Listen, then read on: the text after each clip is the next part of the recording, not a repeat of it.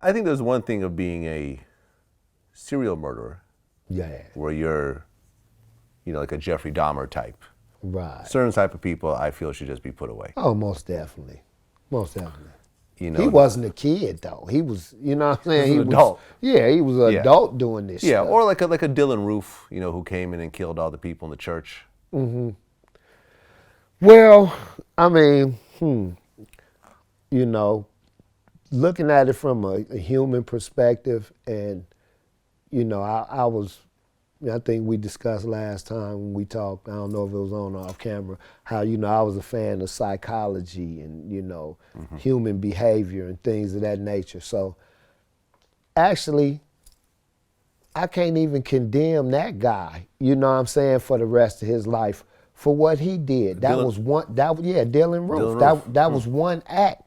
He was a kid. How was he raised with Nazi memorabilia all in his house? And who was his parents? Who was his friends? What were his influences that led him to just be so callous as to go in here and spend a couple hours with these people and then turn around and murder them, just innocent people?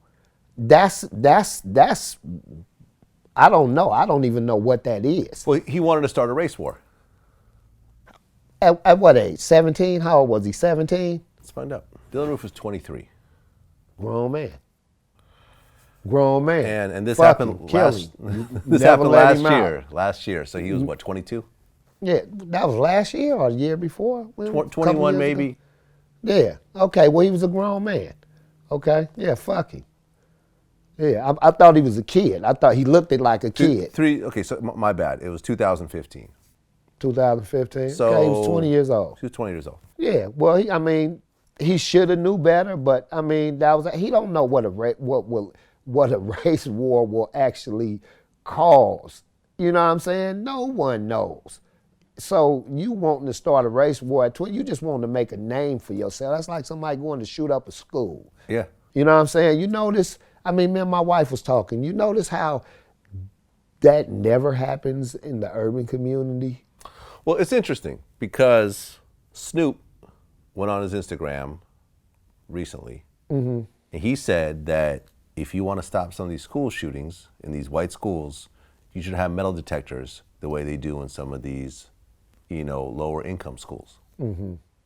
Did you have a metal detector at your school? Shit, I got kicked out of school in the third grade. What?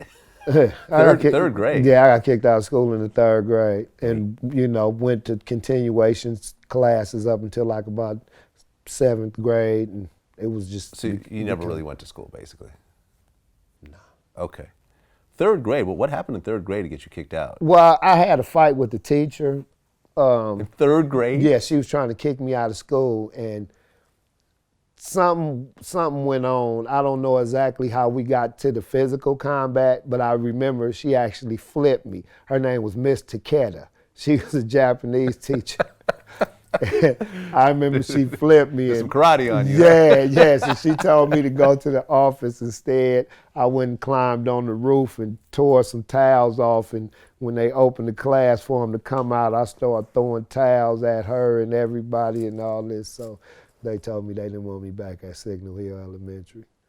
Okay. And then it became just, Longfellow and, Hughes and Franklin and all these Long Beach Unified School District schools. Nobody wanted me there, so. Okay. Yeah. So you never really experienced what most kids go through, schools, friends, proms, none of that? None of that. Was there something going on at home that caused this type of anger? I really wasn't angry. I just wanted stuff. You know what I'm saying? And, we really wasn't affluent. We never missed a meal, but it wasn't like I can be, hey, Mom, give me $400 to go shopping, and, and that's, you talking about taking all the bill money. Okay. You know what I mean? So, I wanted to get out there and, my brother had lowriders and stuff like that, so, I wanted to get my own stuff, make a name for myself. I started out pretty young. Getting a job was just not an option? Never thought about a job. I never had a job in my life. You never had a job in your life? Never had a job in my life. Wow. Unless, you know, you're talking about on the streets where I went and signed an application and Never. then, never. Huh, that's interesting. I mean, I started having... By the grace of God, I'm thankful. You know what I'm saying? I started rapping at the age of 28 years old. Before that, it was, you know, get it the best way you know how, you know. Right, but... I've been successful in music since the Yeah. age of 28, you know what I'm saying? Like a couple decades. But up until the age of 28, I mean, even though you were getting money... 26, I think, somewhere around. Yeah, but I mean, even though you were paying for not having a job in other ways. Oh yeah, phew, yeah. Oh yeah. I wish I would have worked and did a lot of things smarter as far as being a civilian and I think I could have went real far in school if I would have tried, and who knows? I probably would have wanted to be an educator or something. Right, because you're a very intelligent guy. Thanks, appreciate that. Yeah. Yeah, I became self-educated though because I used to go to board when I was in youth authority, like I said, from 14 to 19, and they would, make all these comments about my behavior and personality and use words like narcissistic and anti-social and things of this nature, and I'd be like, man, I need to know what they talking about. So I would go get the dictionary, and in my pursuit of these words, I would see more words that would interest me. So, and then I figured how to use them, and I like to read books. So it was a blessing. I was more of a mental person and wanting to lift weights and tell war stories, Yeah, I mean, it's interesting how a person turns out based on their environment. How you could take the exact same person, you could take a set of twins, you throw one in your situation, you throw another one in a rich family in private school, and you get a completely different result. You would. Yes, you definitely would. There's no question about that. Yeah. It's definitely your environment. And back to what X-Rated said about being parasitic, that's his understanding because that's how he feels about his sacrifice. You know what I'm saying? It's a big sacrifice. And a lot of people have made that sacrifice, just being out there, coming outside every day with the mentality that I'm going to hurt somebody for the furtherance of my game. You know what I mean? And if I get hurt in the process, so what? This the line I'm pushing right now. I'm going to do my best not to, but, it's on right now. We're in the war zone.